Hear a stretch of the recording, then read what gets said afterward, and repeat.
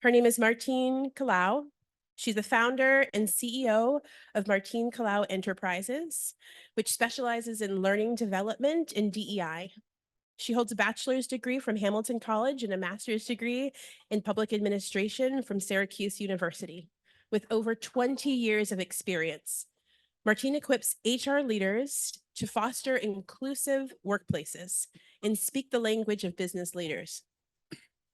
She has spoken at organizations such as LinkedIn, Sandler Training, and Cornell University. Please put your hands together for Martine Kalau. Thank you.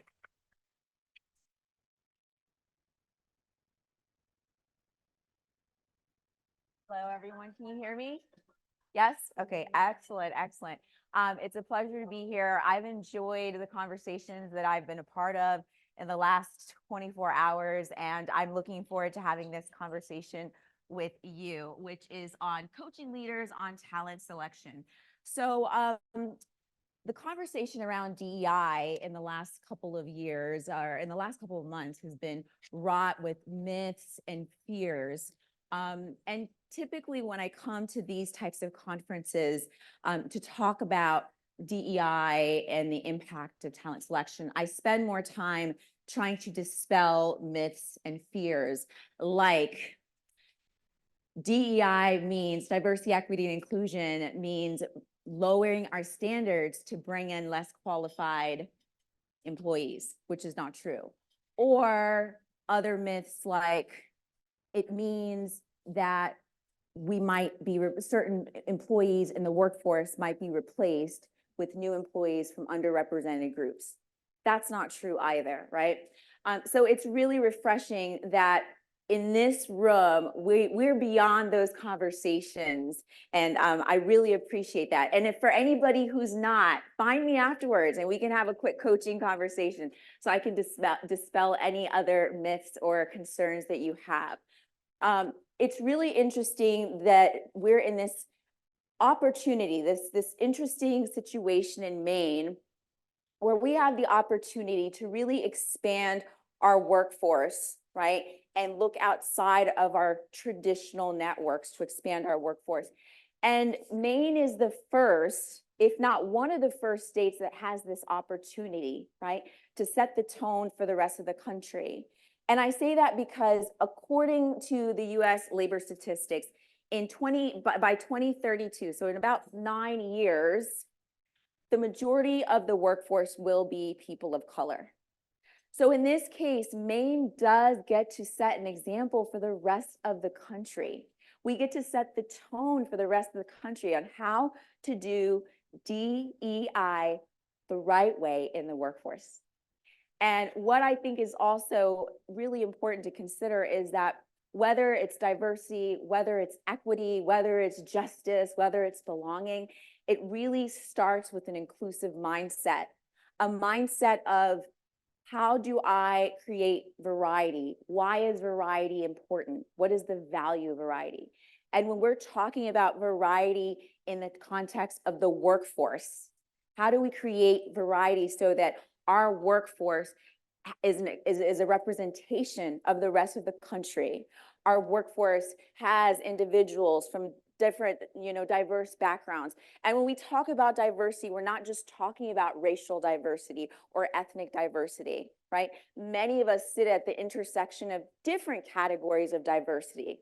Neurodivergent, we talk about diversity in terms of disability or ableness. When we talk about diversity in terms of, being part of the LGBTQIA+ community, when we talk about veteran status, there's so many different layers of diversity that we're talking about, right? And representation. So when we're trying to expand our workforce, ultimately, what we're doing is we're looking for ways to create inclusive talent selection. So that's what I want to talk about with you today. And let's see. I was told this takes a minute to load. There we go. All right, so we've got quite a bit to cover in the next 25 minutes. But ultimately, I really, really do want this to feel like a coaching session. My intention is by the time you walk out of this conversation with me, you have a new tool or mechanism in which to identify inclusive talent, ways to attract talent and retain talent, right? And so what we're going to do is just talk a little bit more about what inclusive talent selection is, just to level set the room and make sure we're all speaking the same language. Secondly, let's talk about the value of it, right? Beyond it just being something that we are having to do in the state of Maine to increase our workforce.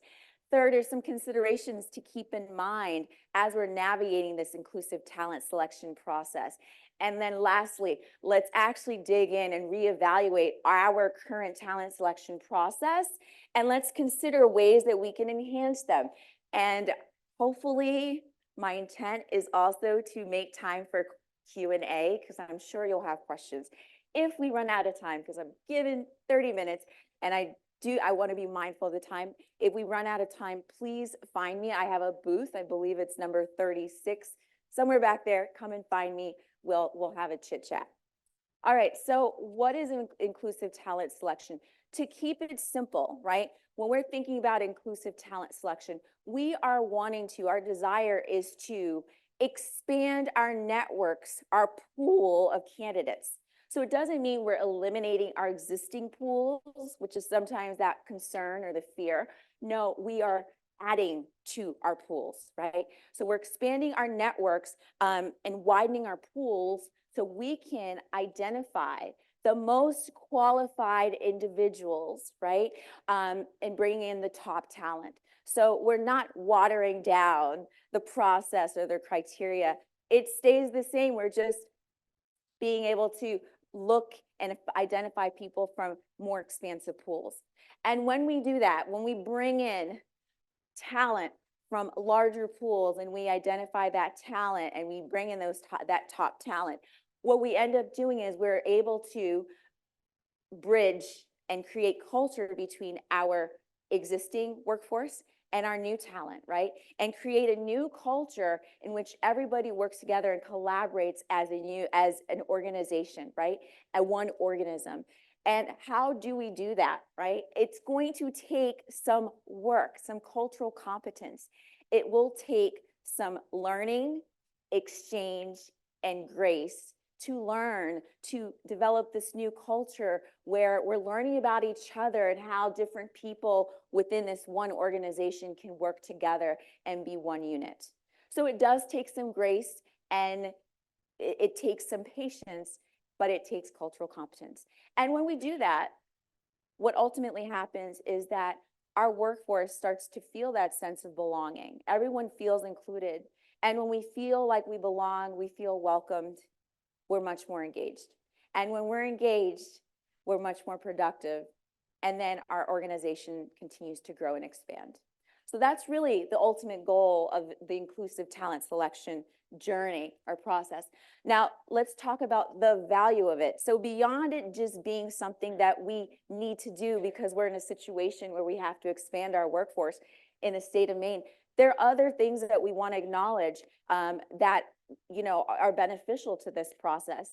And it's important for us to recognize that, because once we identify and attract the talent, if we keep that in mind, we're going to continue to find ways and mechanisms to retain talent, right? To keep people engaged, to keep people feeling that sense of welcoming and belonging.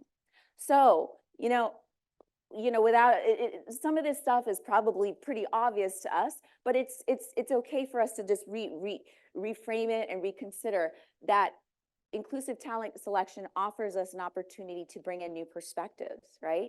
So got people who think differently, who consider our products, our services differently, right? And can bring in new ideas. So that's the value. Another is accessing new markets. So one of the clients, I worked with a private aviation client based in New York City, and they were looking to increase their market share, get more sales, increase their numbers, right? Their sales dollars.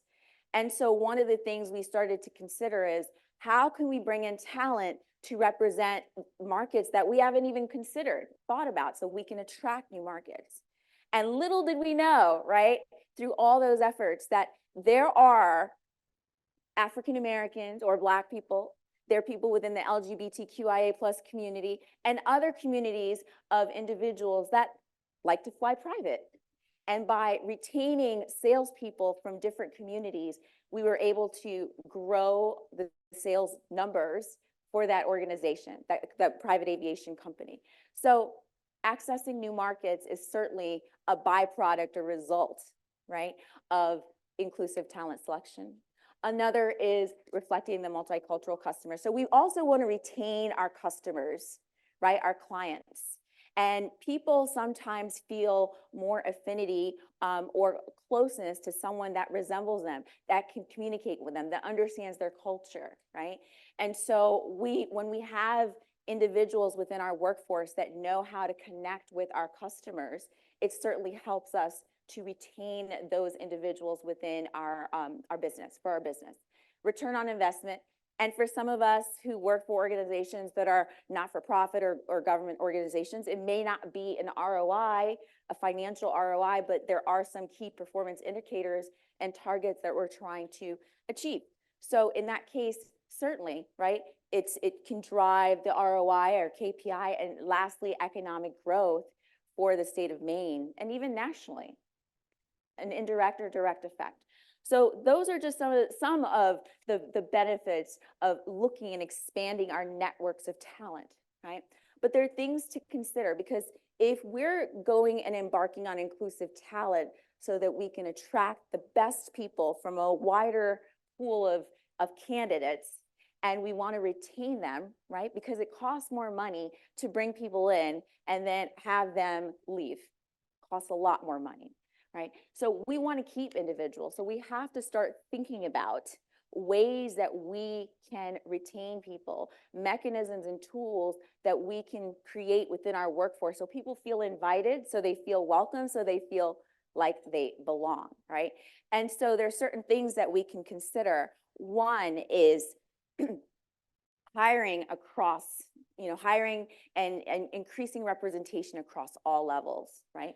So typically when I'm working with organizations and they talk about inclusive talent selection and growing representation, it's usually concentrated at the entry level, right? But remember, if we're really trying to create succession plans and talent pipeline management, right, we ultimately want to bring in people so that they can grow, so that we can promote them within our organizations. And so in order to do that, right, we want people to have examples within leadership that they can aspire to. And for many of us, we like to see representation, people who remind us of ourselves, to inspire us and for us to aspire to be. So it's really invaluable when we think about bringing in talent that we're not just focused on that entry level. We're looking at middle management and senior level. So that's one thing. The second is quantity, right? So having one or two of someone from an underrepresented group is just, it's not sufficient. And I'll tell you why, right? None of us, I don't think any of us in this room want to feel othered. And it's easy to feel othered when you're the only one or one of two, right?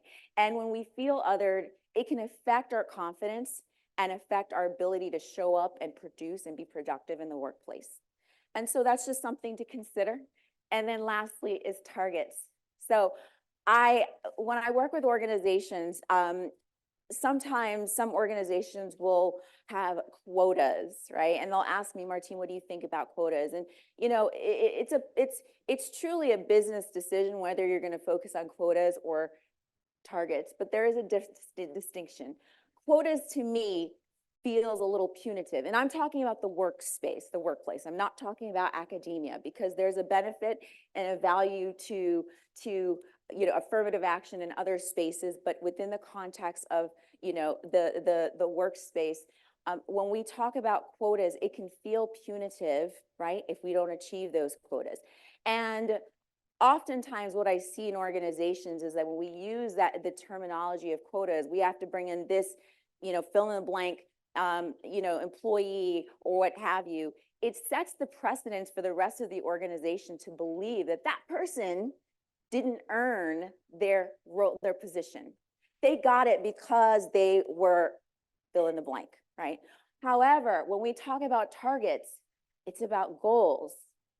It feels much more productive it can actually incentivize teams and departments, right, to want to look for, the right employee base and inclusive talent selection to bring in the right people, right? And what it does, it doesn't set organizations up for failure, because when we have goals, sometimes we meet the goals, sometimes we meet part of the goals, and then we reevaluate our goals, right? And then lastly, when we have targets, it keeps in line with business acumen, right? Business talk. Within the business world, people talk about targets. They're familiar with the term targets. We have targets and we're looking at our sales numbers. We have targets in terms of, employee retention. So it keeps in line with what we're familiar with. So it can be much more beneficial. All right, so this slide here, my intention is to make sure that you get a copy of this slide, whether we're going to email it to you or upload it onto the, I think the app for the conference, or get you handouts by tomorrow. I want to make sure that you have a copy of this. But we're going to spend the majority of the rest of this conversation going through this image here. So the inclusive talent selection process. So we're all familiar with, or maybe some of us are familiar with, the talent selection process, right? Sourcing and recruiting, screening, interviewing, and the actual selection. So now what we get to do is evaluate or reevaluate how we can make it even more inclusive, right? And so, there are things like considerations like how to mitigate bias, how to, look outside of our traditional pools within each of these segments. So we'll go through them. And typically, whether I'm working with a commercial real estate company, private equity company, or a luxury retail company, I typically go through this process with them, right?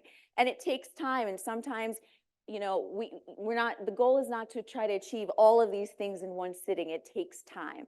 So you might want to start with the lowest hanging fruit, right? But the key is to recognize where there's opportunity in any of these areas. So the first is sourcing and recruiting. So I was working with a private equity client of mine, and they said, Martine, the CEO was like, Martine, we really do want more representation, but we just can't find the talent. And if I could get paid for every time I heard that, I'd be a millionaire, right?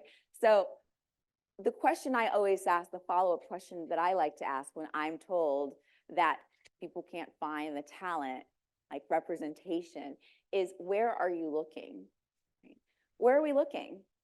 Are we looking? And it's fair to acknowledge that we all have blind spots. We are only going to look at spaces and networks that we're familiar with, right? So then we want to think about who's looking, who are we inviting to look and identify networks. But we might want to expand our recruiting databases. So what databases do we have? Are there more that we can consider? And if we don't know what other databases are out there, that leads to the next question, which is who's recruiting. But we'll get to that in a minute.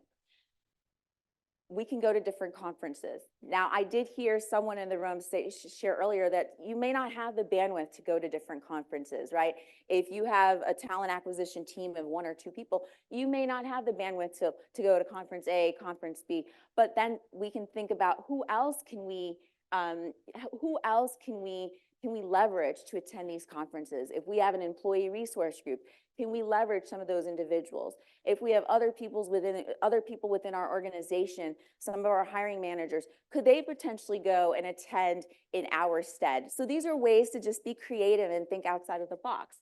But when we think about the different conferences, there are conferences for BIPOC, Black, Indigenous people of color conferences. Go on Google. There are tons of them out there, right? There are conferences that are women-centered. There are conferences that are centered around various categories of diversity, right? So these are they're not the only ones, right? The other is looking at colleges and universities, community colleges and universities, right? Looking at Hispanic HSIs, Hispanic serving institutions, or HBCUs, historically Black colleges and universities. And sometimes when we look at these HBCUs or HSIs, we look at the top ones, But we might want to look at the ones that are not as talked about, right? Not as familiar with to the average person. So explore those. And there are links and sites where you can find this information. And by the way, I have a cheat sheet. So if you come, here's another shameless plug, come to my booth later, and I have a little cheat sheet with all the tools and resources where you can find some of this information. Remote employees, remote recruiting, right? So the question I will challenge some of us to consider is not whether or not we can find remote, we can find people remotely to work for us. The question becomes, what positions within our organization can we make remote positions? Just a thought, right? Just consider if that's a possibility and explore that. We can look nationally or even internationally. But certainly, I want to say that in the state of Maine, we've got a really unique situation where we don't even have to look far, right? We have these communities right in front of us. So start with the communities in Maine, but certainly you're not limited to that. You can look elsewhere and within the nation or even outside of the country. So going back to the other question that I brought up, which is who's recruiting, right? And that question is important because, again, representation. So if you're going to an HBCU, right, you want to think about the optics of things, right? If I'm at an HBCU and you're trying to recruit me, I'm looking for someone who resembles me, right? I might feel much more comfortable and familiar with that person. There's that cultural understanding. And so those are the things we want to think about when we're actually conducting the recruiting process, right? And this is not limited to just BIPOC recruiters and search firms, but that's one of the places you can start, right? If you don't have the representation within your teams, your talent acquisition teams, partner with search firms and other recruiters that can support you in that process. So next is screening, right? So with the screening process, the question that I like to ask, and I want to just, throw out to you is, does the job application have coded language? Is anyone familiar with what coded language is? Just yes, raise your hand. Okay, excellent. So we've got quite a bit of people who are familiar with it. I love that. So we won't spend too much time on this, but there are tools and resources and applications out there that can screen for coded language. And ultimately, coded language is language that we sometimes put in job applications that are geared toward one group versus another group, right? So there's some coded language that are more male centric, right? And studies show that primarily like male dominated organizations are more likely to use terms like competitive versus hardworking. Over there, competitive versus hardworking, which is coded language, right? So someone who is not a man might see that terminology and may not feel like they're fit for the position, and it might discourage them for applying or even looking, exploring the opportunity. So that's one thing that we want to be mindful of when we're writing the job description, and the other is culture fit. That's another example of coded language, right? Culture fit, right, versus culture add. Culture fit can suggest that there is a dominant culture that I need to assimilate to, and I might not feel like I can do that. I might not feel like I'm capable or that I have the means to or want to, nor should I have to, right? And so that might discourage me from even exploring the position. But culture add means bring yourself, your full self, and certainly there is a culture, an organizational culture, but it encompasses you being your authentic self within, the grander culture, the larger culture. All right, so another thing when we think about screening, studies show that listing a series of qualifications in job description that are not as important, that are secondary or tertiary, sometimes also discourage women and people of color from applying to positions. So when we look at job descriptions, they usually have like primary qualifications, and then they have like additional qualifications or supplemental qualifications. When we have those, studies show that there's certain individuals that will look at that and go, I don't meet all of these qualifications, so therefore I will not apply to the position. And we might miss out on some really great candidates. So it's really important when we're writing that job description, the hiring manager and the talent acquisition person, it's a true partnership, but we're really thinking about and considering who we might be pushing away, right? If it's a non-negotiable, if it's a negotiable qualification, if it's not, if it's not a need in the position, are we pushing some candidates away? All right. How can you make the resume anonymous, right? That's important because some of us, most of us, have preferences. You might also have heard the term bias. I like to use the word preference. Preference just looks like, hey, someone seems more familiar to me because I see on the resume that they went to Hamilton College. I went to Hamilton College. I create a story that that person is great because they went to the same college that I went to, right? It's that simple. And that happens. That can happen a lot when we're looking at resumes. It can happen with name. It can happen with gender. It can happen with school or university, right? And some of us might argue, well, Martine, sometimes a school university is important in considering a candidate. I'm looking for someone who went to an Ivy League school. All right, that's fine if you want to think that, but my follow-up question or rebuttal would be, is it possible that you might be missing out on a perfectly qualified candidate who may not have gone to the school that you desire, that you think is the ideal school? Possibly, if it's a possibility, then maybe just reconsider the school or university, right? So then, and there's actually there are tools that also can make resumes more anonymous, right? That can help with the anonymity of resumes. All right, interviewing. So this is where I'm going to actually go to the slide on biases. Can everyone see this? I know that the font is a little small here, but these are some of the different biases or preferences that we sometimes carry. Hiring managers carry, most of us carry, and can carry, right? And we won't go through all of them, but ultimately, when we see a resume and it has information that's familiar to us, we might make an assumption that that person is like us. And when somebody's like us, we feel more familiar, we like them, right? That could be an affinity bias or similar to me, right? There could be a bias around cultural noise where someone just tells you, affirms what you want to say, what you want to hear. There are various types of biases, and first impressions is another one. We look at a resume or a candidate comes in and, they're nervous, so they're stumbling on their words. And we automatically have an impression that this person is just not qualified for the position, right? So these are some of the stories that we can tell ourselves, which is why it's important and it behooves us to have a process that can bring down that noise when we are conducting the interview process. So how can we standardize the interview process? So those are the things to consider. So having a similar or the same interview format for all the candidates that go through that interview for that position, right?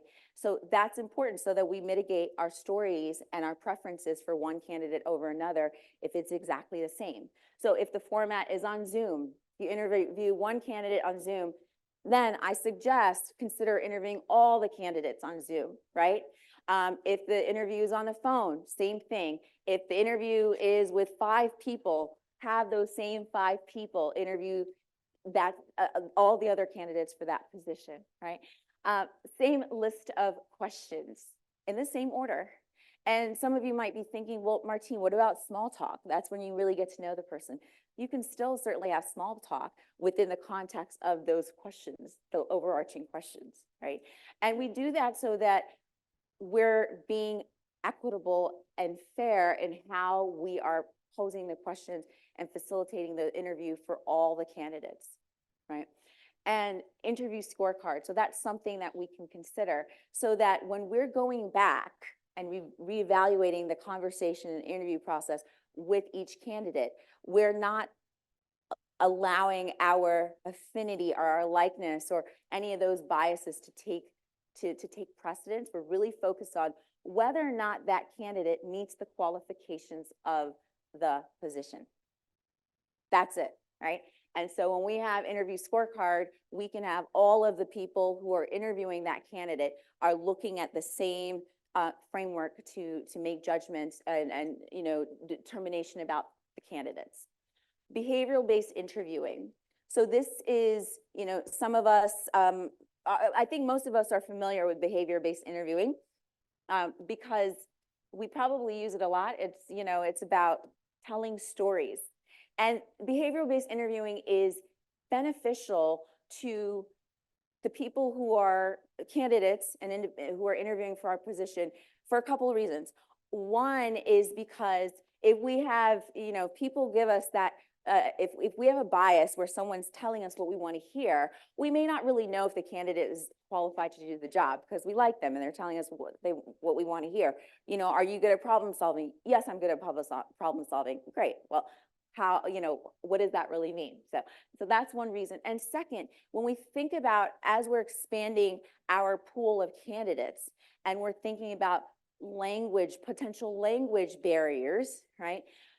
Storytelling is very beneficial and useful because it's a lot easier for some individuals, especially if you're challenged and learning the English language, to be able to explain through stories. So being able to explain how you dealt with a problem and solved it, also referred to as situational interviewing, is going to be much more effective. So that's just something to consider. And the next one is diverse interview panels, right? So sometimes people ask about interview panels. Can I do panel interviewing? Certainly. I mean, in some instances it's beneficial, but think about making sure that the candidate, right, feels comfortable. We don't want the candidate to be terrified. We want them to put their best foot forward. So if they see someone in the room that resembles them, then it allows them to feel more comfortable. So we want to think about that, right, when we're considering interview panels as well. And, you may have to go outside of the hiring manager and the talent acquisition team, right, to have a diverse interview panel in some instances. If you have an employee resource group, if you have a DEI committee, perhaps you can tap into those individuals to support you in that process. And then interviewing new multicultural populations, cultural competence. So this is something that often comes up, and I can understand why it's a source of anxiety for some of us, which is as we expand our pools and we invite more people to interview with us, there are more hypotheticals that we can't control for, and that can make some of us really nervous, right? So these are some things I want you to consider that I always recommend to my clients. One is, that's why it's really important to be really clear when you're writing the job description, right? Because that is your litmus. You're always going back to the job description. So that's where you want to make sure you list all your non-negotiables, right? So for example, if you are interviewing someone to do coding, let's say, I'm just making that up, and the person is not proficient in English,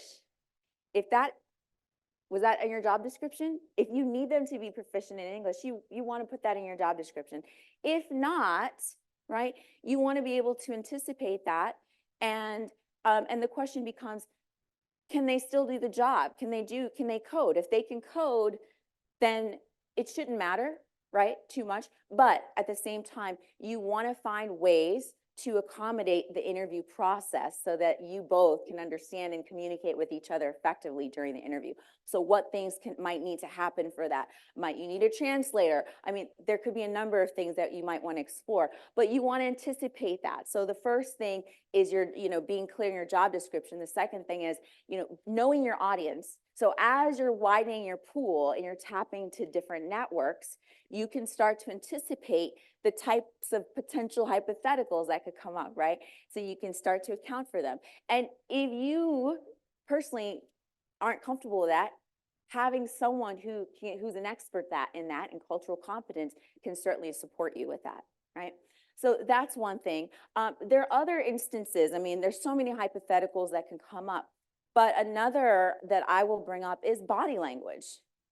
So body language varies, and interpretation of body language varies from one culture to another. So as we expand our networks and our pools, we want to be mindful of the fact that the candidate that's in front of us might communicate through body language differently than what we're familiar with.